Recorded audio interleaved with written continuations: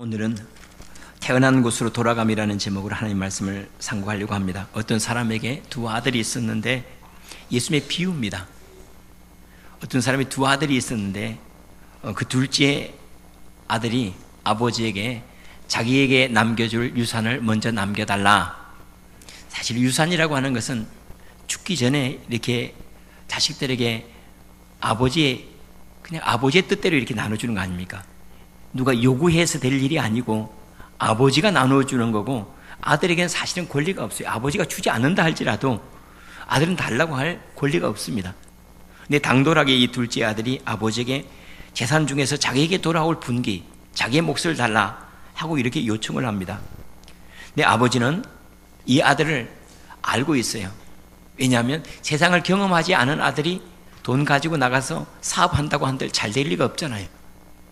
아직도 세상에서 무엇인가 성공을 거두거나 세상에 돌아가는 법을 알지도 못한 아들이에요.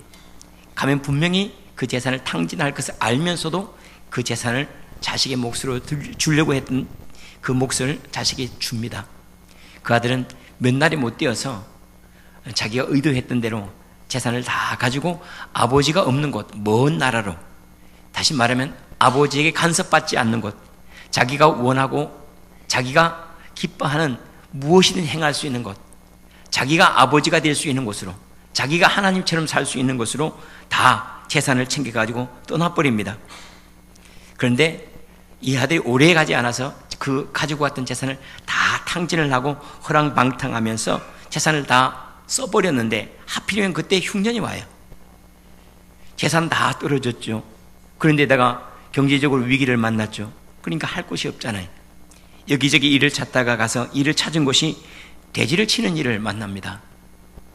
전혀 그런 일을 해보지도 않았는데 돼지를 치다가 얼마나 배가 고팠으면 돼지가 먹는 쥐염 열매로 배를 채우고자 하지만은 그것조차도 주는 사람이 없을 정도로 비참해진 거예요.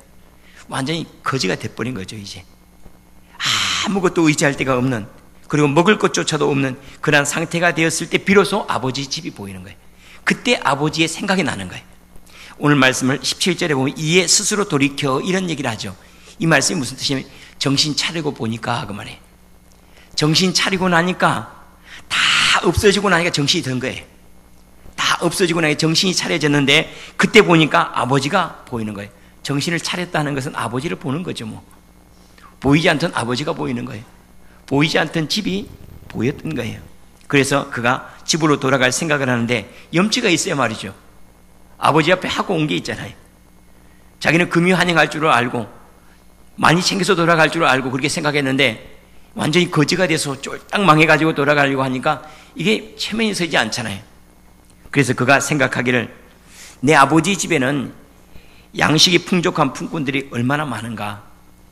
나는 여기서 굶어 죽여 죽게 되는구나. 그런 내 아버지 집에는 양식이 풍성하여서 그것을 넉넉히 먹을 수 있는 일꾼들도 참 많은데 내가 아버지께로 돌아가서 내가 이렇게 말하겠다 하고 그가 한 고백이 우리가 읽었던 말씀입니다.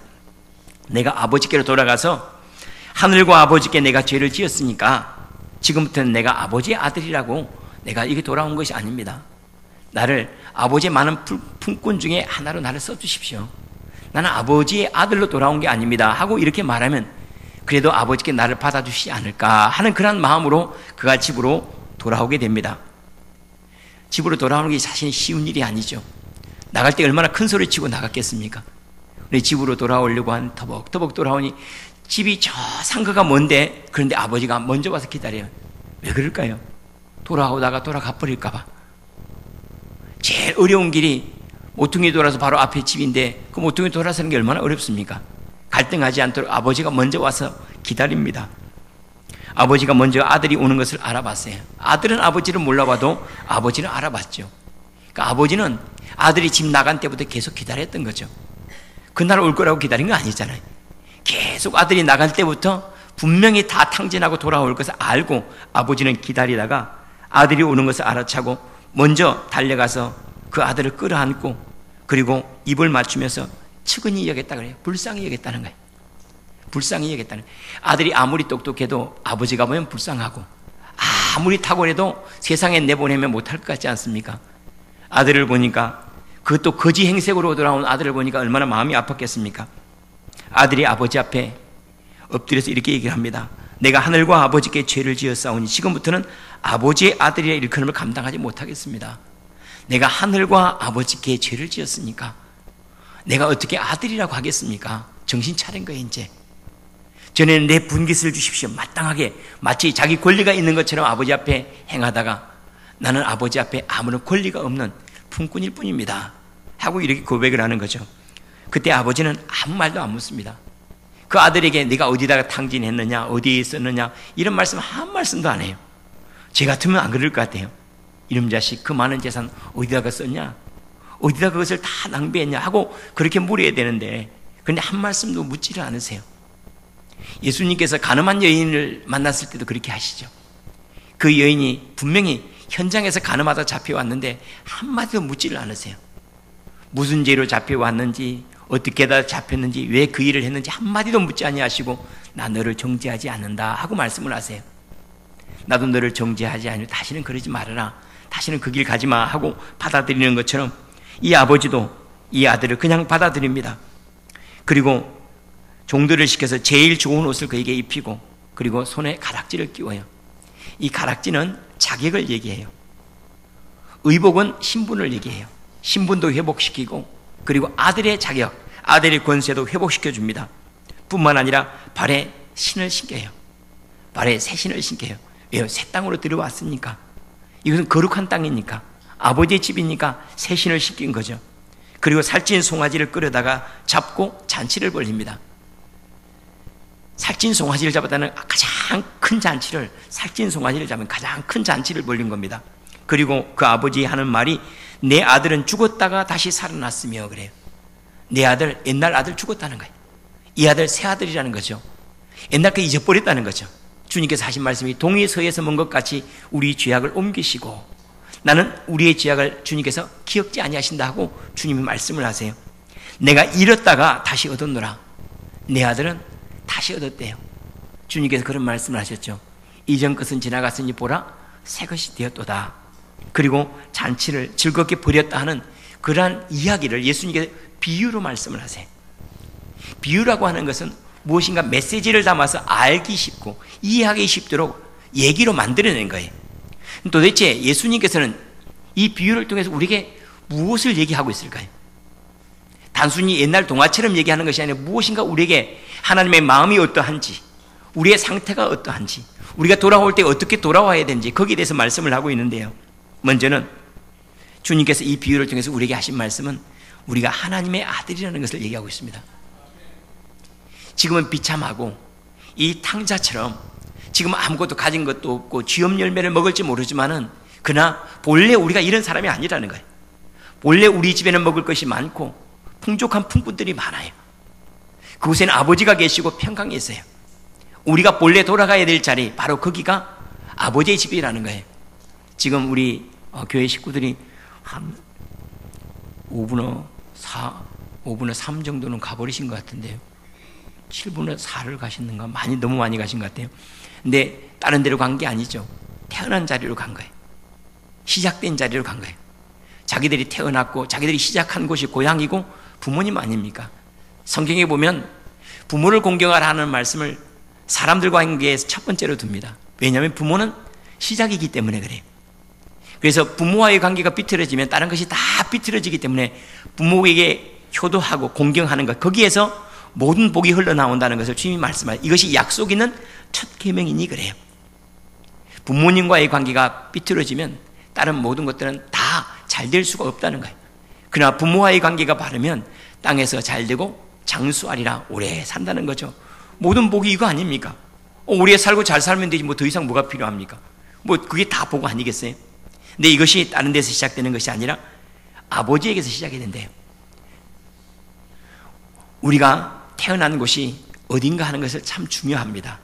왜냐하면 태어난 곳으로 사람은 반드시 돌아가게 되어 있습니다. 사람이 때때로 힘들고 버겁고 어려우면 그러면 그것을 어떻게 하면 좀 피하려고 하는 방어기제라고, 심리학에서 보면 방어기제라고 하는 게 있어요. 그래 때때로는 변명을 하지 않습니까? 변명도 방어기제예요. 자기 자신을 보호하기 위해서 변명을 해요. 뿐만 아니라 화를 내요. 화내는 것도 방어기제예요. 자기 자신을 감추기 위해서요. 연약함을 감추기 위해서 삐져버리는 이것도 방어기제일 수가 있어요. 근데 그 중에 하나가, 방어기제 중에 하나가 뭐냐면 확 웅크리고 자는 거예요. 잠잘 때 사람이 힘들고 어려우면 꼭 웅크리고 잡니다. 근데 제일 편해요, 웅크리고 자는 자세가. 우리가 대자로 자는 자세가 편합니까? 잘 그렇지 않습니다. 사람이 힘들고 어려우면 누가 시키지 않아도 가만히 이렇게 웅크리고 자요. 우리 아이들도 그래요. 우리 아이들 가만히 보면 험악한 나그네의 세월을 지내는 놈들은 웅크리고 이렇게 자요. 부모의 인생을 맡기고 사는 아이들은 그냥 편하게 자는데 막 웅크리고 이렇게 자요. 힘들고 어려울 때 웅크리고 자는 자세는 태아에 있는 자세예요. 그대로 돌아가고 싶은 거예요. 그곳이 좋다는 걸 알기 때문에. 그곳에 가장 편했잖아요. 자기가 뭐 신경 쓸 일 있습니까? 엄마가 먹을 것 있으면 자기에게로 돌아왔고, 엄마가 마음 편하면 자기는 마음 편하지 않았습니까? 그것을 돌아가고자 하는 마음이 있습니다. 그래서 사람은 항상 본래 자리로 돌아갑니다. 우리가 어렸을 때 먹었던 것, 청년의 때에는 햄버거 좋아하지만 나중에 나이 드시면 뭐가 좋죠? 고사리가 다시 좋아요. 그렇죠. 나물이 다시 좋아요. 어렸을 때는 그거 별로 안 좋았어요. 싫었어요. 그런데 나중에는 다 그쪽으로 다 돌아가요. 사람은 태어난 자리로 다 돌아가게 되어 있습니다. 그리고 우리가 그것을 바라보는 것은 우리가 어디에서 태어났는지 확인하면서 우리가 그곳에서 내 자신을 확인해요. 내가 누구인지를 발견합니다. 우리가 본래 태어난 자리가 주님은 하늘 아버지라는 것을 말씀을 하세요. 우리 육신은 우리의 육의 부모로부터 나왔지만은 그러나 우리의 영은 우리의 부모로부터 나온 게 아니에요. 우리의 영은 하늘에 계신 아버지께로부터 왔어요. 그런데 주님은 하늘의 아버지를 이렇게 말씀을 하세요. 땅에 있는 너희 부모에게 생선을 달라 하는데 뱀을 줄 부모가 어디 있느냐? 떡을 달라 하는데 돌멩이를 줄 부모가 어디 있느냐? 하늘에 계신 너희, 하물며 하늘에 계신 너희 아버지께서 너에게 좋은 것으로 주시지 않겠느냐? 그래요. 하늘에 계신 우리 아버지는 육의 부모보다도 육신의 어미나 아비가 하는 것보다도 더 사랑하시고 더 긍휼이 많으시다 하는 것들을 우리에게 말씀을 하고 있습니다. 그리고 이 이야기를 하신 이유는 이곳으로 돌아가기 전에는 우리에게 평안이 없다는 거예요. 아버지의 집 외에는 평강이 없다는 거예요. 잘해볼 것 같은데 그곳에 안전함이 없다는 거예요. 사업 잘할 것 같은데 남는 거 없고 결국 아버지를 떠난 삶은 거지요, 거지. 아버지를 떠나고 나니까 영적인 파산 상태가 되라는 거예요. 그걸 예수님은 우리에게 얘기하고 싶은 거예요. 아버지를 떠나서 무엇을 하고 싶지? 바벨탑 높이 쌓아서 우리의 이름을 내자 하지. 금방 무너져서 없고 너희를 군사로 너희를 안전하게 지킬 것 같지? 너희는 군사로 나가서 웅크리고 잠을 자서 불안하고 두려워해야 될 거야 하고 하나님 품 안에 사는 삶이 가장 안전하던 것, 그곳으로 돌아오기 전까지는 끊임없이 방황해야 하고 아버지의 집으로 돌아오기 전까지는 끊임없이 두려워하고 염려해야 될 것을 우리에게 비유로 말씀하신 거죠. 그리고 아버지를 떠나면 흉년을 만납니다. 재산을 다 탕진하고 흉년이 들었다는 이 표현은 아버지를 떠났기 때문에 흉년을 만난 거예요. 흉년을 만나서 가난해진 것이 아니라 아버지를 떠나서 가난해진 거예요. 아버지를 떠나서 탕진했고 아버지를 떠나니까 당연히 흉년을 만나더라는 겁니다. 흉년 때문이 아니라 아버지를 떠났기 때문에 궁핍한 겁니다. 아버지와의 관계가 왜곡되면 다 왜곡이 됩니다. 항상 가정은 화평해야 됩니다. 항상 부모를 공경해야 됩니다. 부모는 권위이면서 시작이에요. 마찬가지로 우리의 삶에서 우리의 영혼의 권위는 하나님이세요. 하나님을 부인하고 내가 잘 되겠다 그런 건 없습니다. 우리 시작이 없는데 우리가 어떻게 존재합니까? 하나님이 없이 어떻게 존재합니까? 그래서 부모님이 없이 내가 존재하겠다 하는 생각하는 것 똑같아요. 그런 자리는 없다는 거예요. 그리고 이 아들이 갈 데가 없어지니까 결국 집으로 돌아옵니다. 성공해서 집으로 돌아오는 일이 없습니다. 하나님께로 돌아오는 데는 성공해서 돌아오면 죄인이 돼야 돼요. 거러지가 돼야 돼요. 영적인 파산 상태가 돼야 돼요. 완전히 쫄딱 망해야지 하나님께로 돌아온대요. 세상에 아직도 의지할 때가 있고 아직도 세상에 재미있고 아직도 세상에 뭔가 의지할 때가 있으면 절대로 아버지께로 돌아올 수가 없다는 겁니다. 그런데 정신 차리고 보니까 이 아들이 정신 차리고 보니까 돼지가 되어 있어요. 돼지가 먹는 열매를 먹고 있으니까 돼지가 된 거죠. 뭐 짐승이 된 거예요. 정신 차리고 보니까 돌아가려고 할 때쯤 되니까 그때는 자기에게 아무것도 없는 겁니다. 돼지 열매를 먹었다 하는 것은 더 이상 세상의 것으로 배부르지 않다는 거예요. 하나님께로 언제 돌아오냐면 세상에 어떤 일에 재미가 없어져요. 갑자기 느닷없이 의미가 없어져요. 세상에 그렇게 의지했던 것들이 더 이상 나에게 의지가 안 돼요. 기쁨이 됐던 것들이 기쁨이 안 돼요. 안전하면 안 돼요. 저를 지켜줄 것 같지는 않아요. 제 영혼을 지켜줄 것 같지가 않아요. 그때 비로소 돌아오는 겁니다. 아직도 세상 열매가 맛있고 세상이 안전하고 세상에 풍족할 때 주님께로 못 돌아온다는 거예요. 세상에 더 이상 쥐업 열매처럼 거칠어요. 세상 사람들이 하는 말이 더 이상 내게 기쁨이 안 돼요. 사람들이 박수를 치면서 당신 성공했다고 하더라도 혼자 가서 외로워요. 쥐업 열매 먹는 거 똑같아요. 세상에 사는 것들이 쥐업 열매 먹는 거 똑같은 거예요. 전혀 내 영혼의 만족은 전혀 없는 거예요. 그때 사람은 자기 음식이 거칠어질 때 그래도 집으로 돌아오는 거예요. 아직도 그곳이 달콤하고 사람들의 말이 아직도 내게 힘이 되고 사람들과 함께 어울리는 게 즐거움이 되면 주님께는 못 돌아온다는 거예요. 지금 주님이 말씀하신 것은 우리가 하나님께로 돌아올 때는 전부 다 팔아먹고 가난한 사람이 되어야 돌아온다는 얘기를 하고 있어요.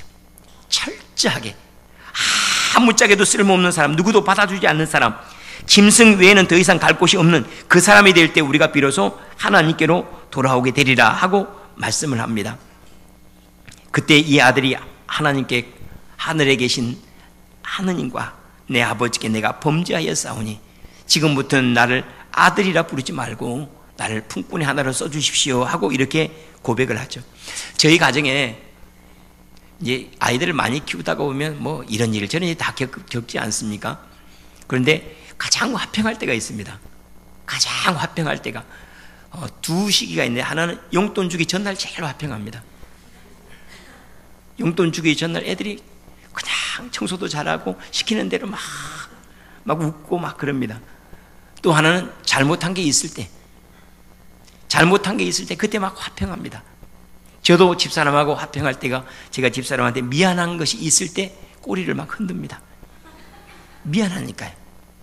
근데 참 제가 주님 앞에 살 때 제일 미안할 게 제 아내일 것 같아요.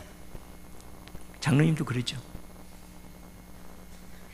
하나님 말고 하나님 빼고 그 다음에 제일 미안한 사람이 자기 부인이지 않을까 싶어요. 왜요? 제일 많이 무시했잖아요. 제일 많이 갈등했잖아요. 제일 힘들게 했잖아요. 근데 그렇게 미안한 게 많아야지, 그래야지 서로 사랑하고 용납하고 화평이 이루어져요. 사람이 죄인이 되어야지 천국을 경험을 합니다. 죄인이 되지 않으면 천국을 전혀 경험을 못해요. 거지가 돼야지 모든 것이 맛있어요. 비참해져야지 모든 것들이 다 행복으로 다가와요. 잃어버려야지 비로소 행복이 오잖아요. 죄인이 돼야지 고마운 거예요. 우리 아이들에게도 마찬가지고 집사람에게도 마찬가지예요.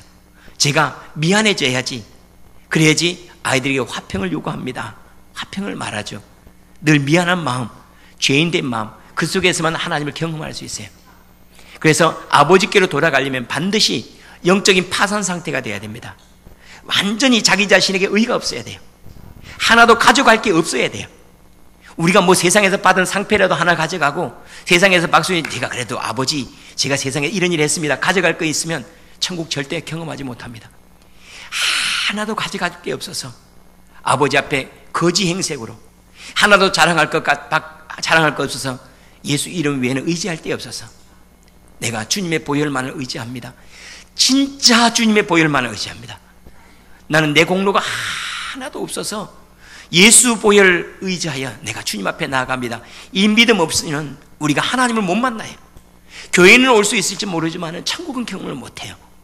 우리 자신이 비참해지지 않으면, 우리가 살아왔던 인생이 하나님 앞에서 부끄럽지 않으면, 그것이 하나님 앞에 얼마나 못났는지를 깨닫지 못하면 하나님 앞에 화평을 요구를 하잖아요. 우리가 살았던 것이 하나님의 마음에 상처가 되었다는 걸 알 때 비로소 효자가 됩니다. 자식도 자식을 키우면서 자기가 얼마만큼 아버지 앞에 잘못했다는 걸 알아야지 효자가 돼요. 자식을 키우면서 우리 아버지가 이랬구나, 우리 어머니가 이랬구나 하는 걸 기쁘게, 내가 우리 아버지 앞에 죄를 범했구나, 내가 하늘의 하나님과 내 아버지께 내가 이렇게 죄를 범했구나. 그때 아버지를 만날 수가 있어요. 진짜 아버지를 만날 수가 있는 거예요. 그제는 아버지가 아니라 아저씨로 만나는 거예요.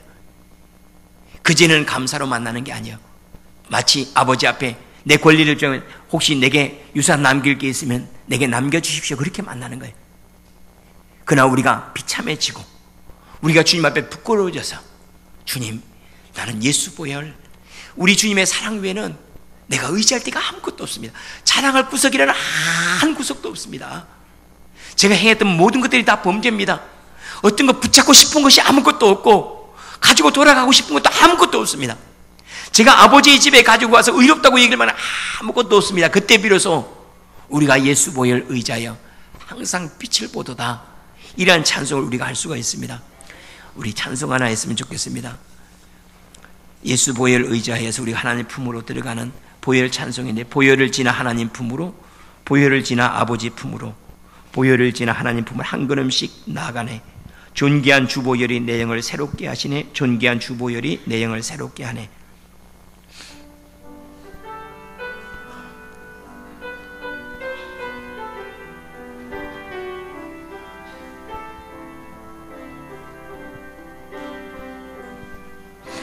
보혈을 지나 하나님 품으로, 보혈을 지나 아버지 품으로, 보혈을 지나 하나님 품으로 한 걸음씩 나가네.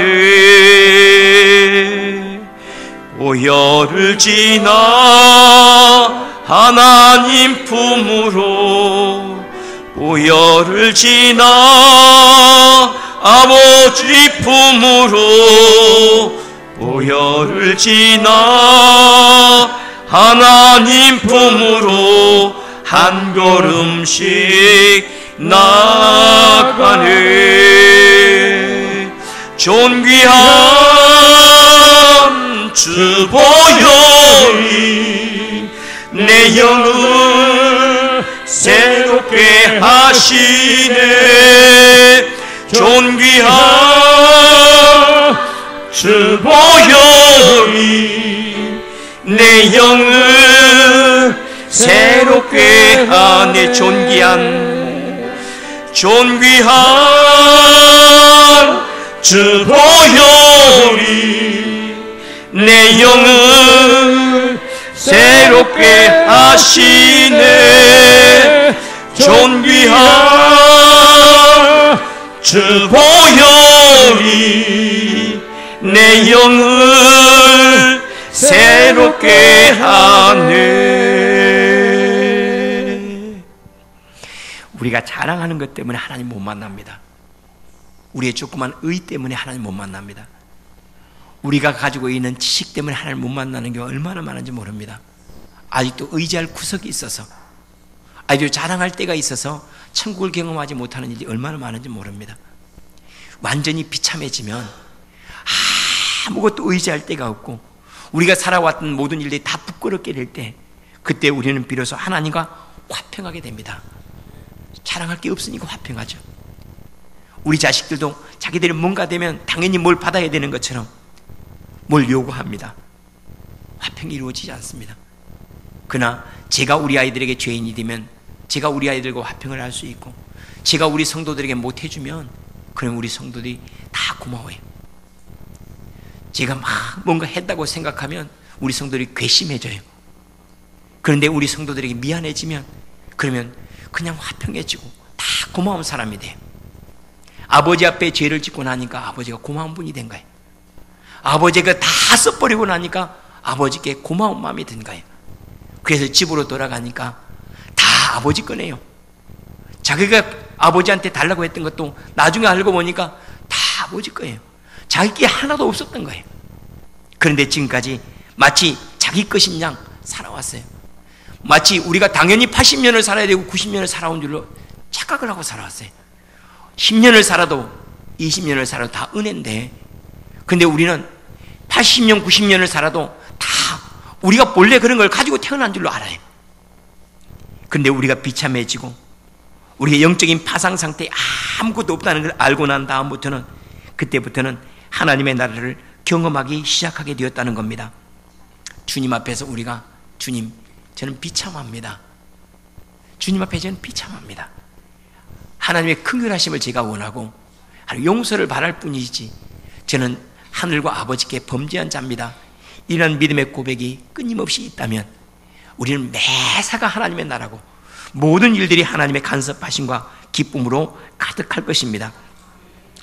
우리가 주님께로 돌아가려면 품꾼으로 돌아가야 하고 죄인으로 돌아가야 됩니다. 철저하게 완전히 항복하고, 주님, 저는 인생을 잘 살지를 못했어요. 그렇게 의롭지도 못하고 그렇게 아름답지도 못하고 다 부족한 것밖에 없습니다.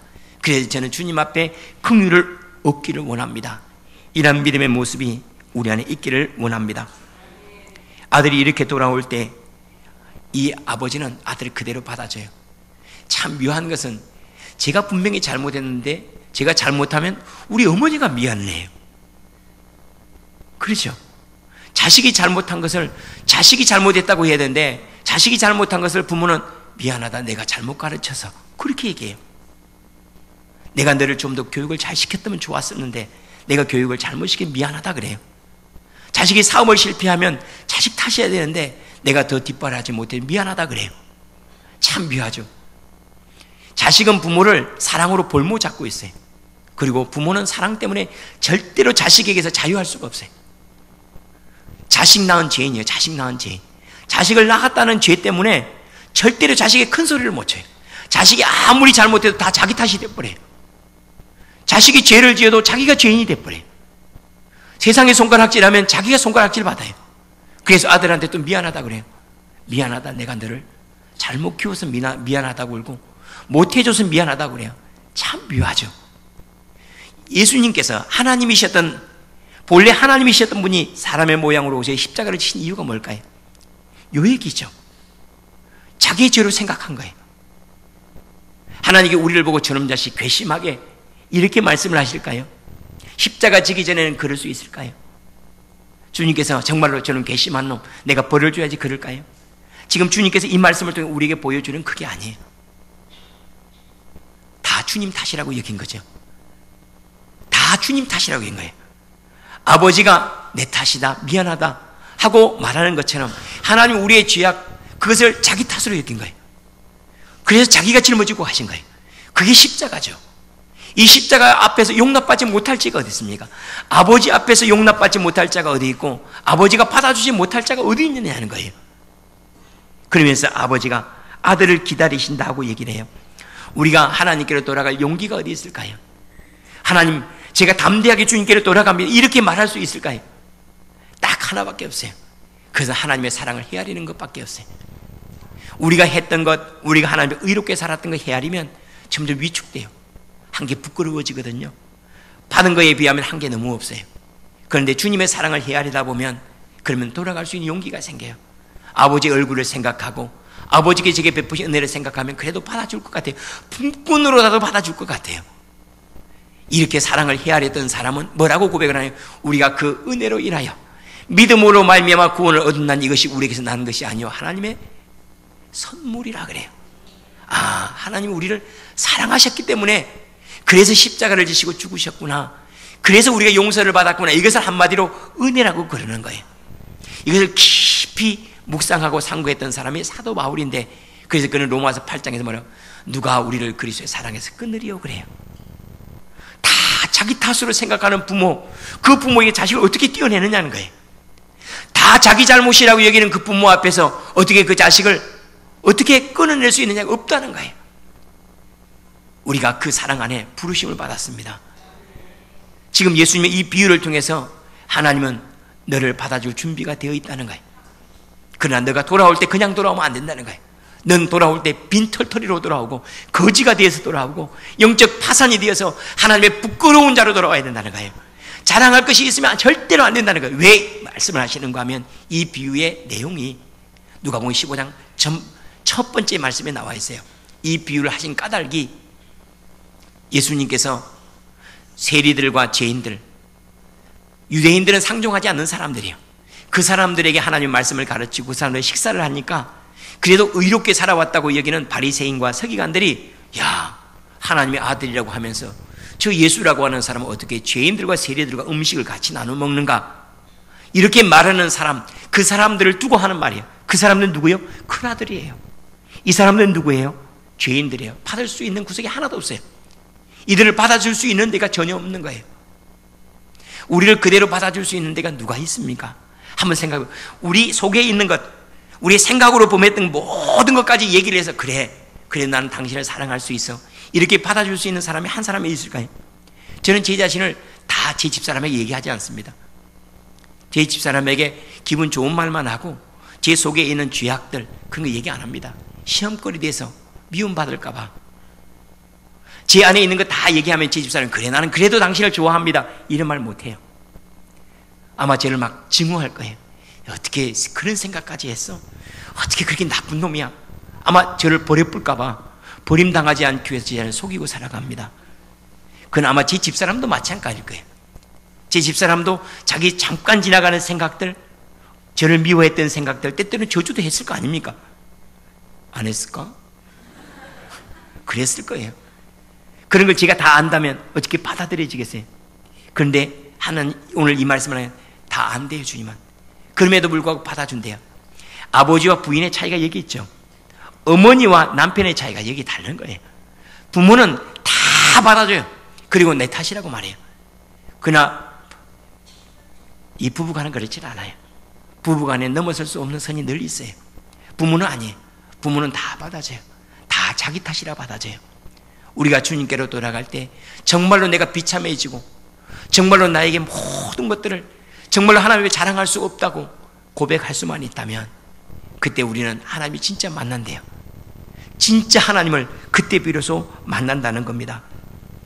우리가 아버지께로 돌아갈 용기는 딱 하나입니다. 그건 아버지의 사랑이에요. 하나님이 사랑하신다는 거예요. 죄인들도 사랑하고 세리들도 사랑한다는 거예요. 그들은 정말로 하나님의 모든 걸 다 탕진해서 가난한 자가 되었대요. 왜 가난하고 왜 비참해졌을까요? 아버지의 것을 탕진했기 때문이에요. 그들이 가난하고 그들이 비참하게 되었다는 얘기는 다른 게 아니에요. 본래 아버지께 받은 것이 뭐가 있죠, 우리? 본래 우리는 아버지께 거룩함을 받았어요. 우리는 아버지의 의의 옷을 입었어요. 우리는 아버지의 기쁨이 본래 있어요. 이거 다 팔아먹어버린 거예요. 우리가 어렸을 때는 그렇지 않았죠. 우리 어렸을 때 그냥 이유 없이 즐거웠어요. 무엇을 안 가져도 안전했어요. 근데 이상하게 무엇을 가지면서 더 불안해지고 그리고 무엇을 가져야 기쁨이 됐어요. 아버지의 것을 싹 팔아버린 거예요.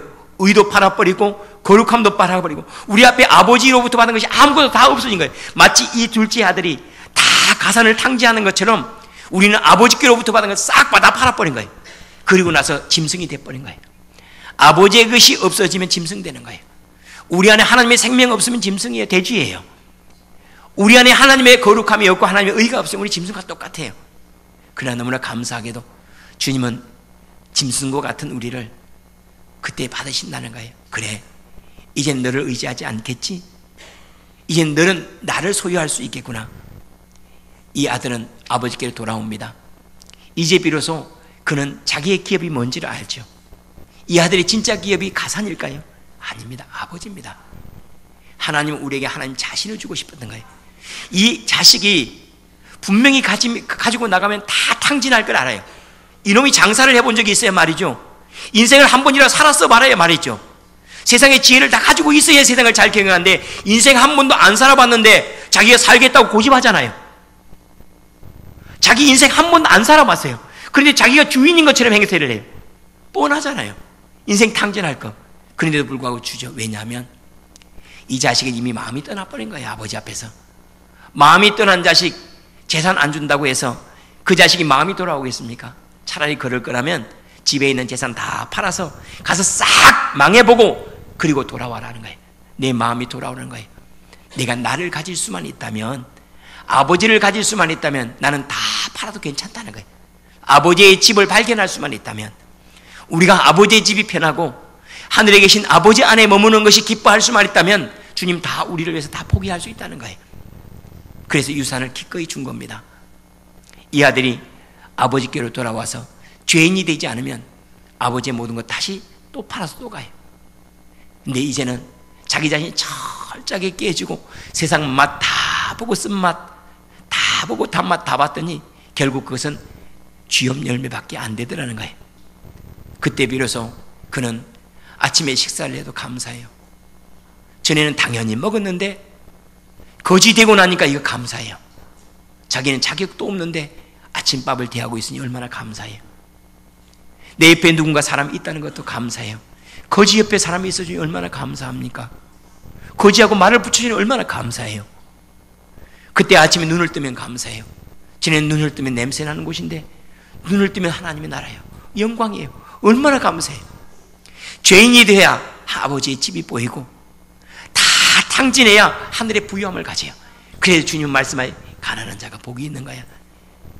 그래야지 천국을 살 수 있거든. 애통해야 주님의 위로를 받을 수 있으니까 그래야 복이 있거든. 세상에는 너희가 즐거워하지만 그러나 너희는 애통해야 돼. 세상의 즐거움으로 아버지를 팔아버리면 너희는 애통해야 되라고 말씀을 하세요. 우리는 지금 명제를 당했습니다. 지금 어딘가로 우리는 다 돌아가 있어요. 그곳에 우리를 받아주고 인정해 주는 분이 계셔서 그래도 우리는 마음의 안위함을 얻습니다. 나를 그대로 기다려주는 사람이 있잖아요. 고향에 가면 기다려주는 부모님이 계시고 또한 고향에 가지 않아도 내 형제들과 나 자매들 나를 받아주고 용납해 주는 곳이 있어. 그래서 우리는 안전함을 얻죠. 그러나 언젠가 이것들이 다 지나가고 진짜 명제로 올 때가 있겠죠. 진짜 명제로 올 때 그때는 우리가 돌아가야 될 집이 없다면 비참한 거예요. 돌아가야 될 아버지가 없다면 비참한 거예요. 아버지의 집으로 돌아가기 전에 우리가 해야 될 것이 있습니다. 그것은 우리가 비참해지는 겁니다. 우리가 거룩해진다는 것은 비참해지는 것만큼 거룩해져요. 죄인이 된 만큼 의로워져요. 우리 자신이 영적으로 파산이 된 만큼 부자가 돼요. 자신이 철저하게 죽어야 살아나는 게 이게 참 역설이죠. 예수님의 십자가 안에서만 부활이 있고 죄인이 되어야만 은혜가 있고 집을 떠나야만 집이 보여요. 아버지를 떠나야만 아버지가 보이고 모든 것들이 파산 상태가 되고 나니까 모든 것들이 감사가 돼요. 우리가 지금까지 혹시 감사함으로 받지 못하고 당연하게 받았다면 우리는 아직도 집으로 돌아온 게 아닙니다. 우리가 진짜 아버지 집으로 돌아왔다면 다 감사해요. 옆에 있는 사람도 감사하고 먹고 마시는 것도 감사하고 하나님을 아버지라 부를 수 있는 것도 감사하고 예배할 수 있는 것도 감사하고 참 우리가 예배한다는 게 얼마나 큰 복입니까? 예배하는 이 시간이 얼마나 큰 복이냐면 우리는 하늘을 향하여 온 몸과 마음을 다 개방하잖아요. 이런 마음을 어디서 가질 수 있습니까? 하늘을 향하여 온 마음을 다 개방하고 마치 죄수들이 광합성 작용하려고 한 11시나 12시쯤 돼가지고 전부 다 스탠드에 앉아있는 것처럼 우리는 주님 앞에 나와서 우리 자신을 개방하고 하나님, 제 안에 죄가 많습니다. 허물이 많습니다. 우리 자신을 개방하고 하나님의 은혜를 받아들이고 우리 자신의 비참함을 그리스도의 존귀함으로 바꾸고 우리의 죄를 하나님의 은혜로 바꿔가는 이러한 시간이 있다는 것이 얼마나 감사합니까? 이제 이 모든 것들이 영광이 되어 아버지, 제가 아버지께 돌아왔습니다. 아버지 안에 있는 것이 좋고 진짜 아버지 하고 부를 수가 있게 됐습니다. 전에는 하늘의 아버지를 부를 때 하나님 아버지 해도 감동이 없었는데 이제 돌아오고 나니까 하나님 아버지 하고 나니까 하나님을 아버지라 부를 수 있는 이것만 해도 하나님 나는 이미 마음에 평강이 임하였습니다. 우리 아버지가 하늘에 계시니 우리 마음이 늘 하늘을 바라보고 우리의 소망을 하늘에 두고 살기를 축원합니다. 우리는 많이 비참해져 있습니다. 많이 아파 있습니다. 많이 힘들어 있습니다. 그래서 주님은 우리를 위해서 내 탓이야, 미안하다, 나 때문에 힘들지, 그래서 십자가 지시고 새로운 삶을 주셨습니다. 그리스도 안에서 아버지 집에 사는 은혜를 누리기를 바랍니다. 일어나서 감사, 일어나서 기쁨, 다 감사요, 다 기쁨이 되어지기를 원합니다. 아버지께로 돌아왔으니까, 다 탕진하고 돌아왔으니 해볼 것 다 했으니까 이제는 아버지만 바라보고 아버지의 긍휼하심을 얻는 삶이 저와 여러분이 있기를 축원합니다. 기도하겠습니다.